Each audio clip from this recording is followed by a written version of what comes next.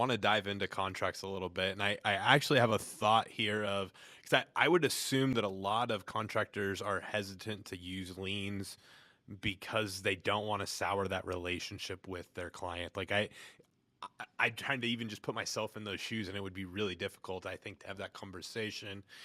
And I'm a big believer on setting expectations up front. I talk to contractors about it all the time. Like, you can't meet expectations of a client if you haven't set expectations. Like, this is what you can expect of us.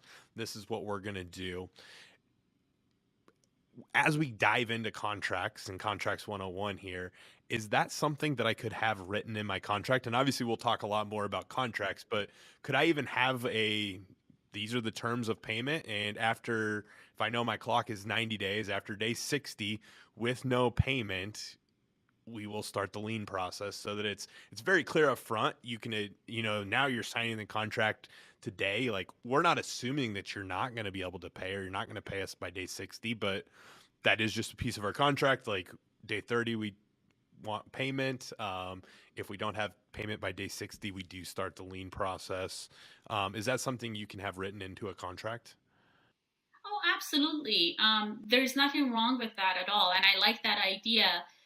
We'll get, so since now we're talking about contracts, but in Michigan and along with many other states, there is a statutory language that you have to place in the contract with respect to informing the homeowner that you, as a contractor, have lien rights against the property in the event of non-payment.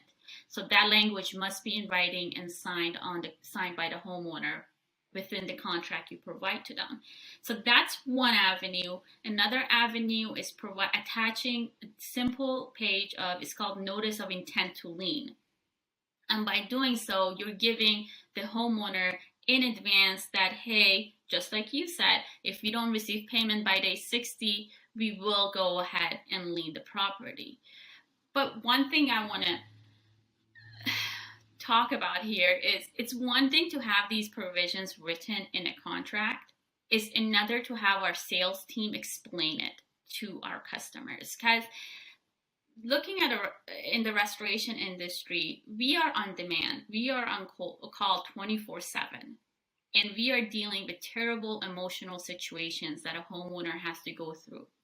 So when we're providing them a work authorization, a contract, whatever document that is used at the time of signing the job, they're not going to necessarily be reading it. They're going to go ahead and sign it they just need your help. They're putting their life in your hand. Their house just burnt down. It's huge. It's so much emotion, as everyone here would agree. So yes, put that language in your contract. Explain it to the homeowner, but bring it up again as the project, it completes and you're invoicing it. Just be like, hey, Mike, listen, like, we have this in our contract. You were provided with this notice in the contract. But I just want to remind you, is day 60, we haven't gotten paid, your insurance hasn't paid out yet, we have to go ahead and lien the property. So just that open communication and being honest about your rights is very important. And I don't necessarily think it's going to sour a positive relationship because a homeowner understands. Is the lack of communication that sours any relationship and leads to the cases finding their way on my desk. It's just lack of communication.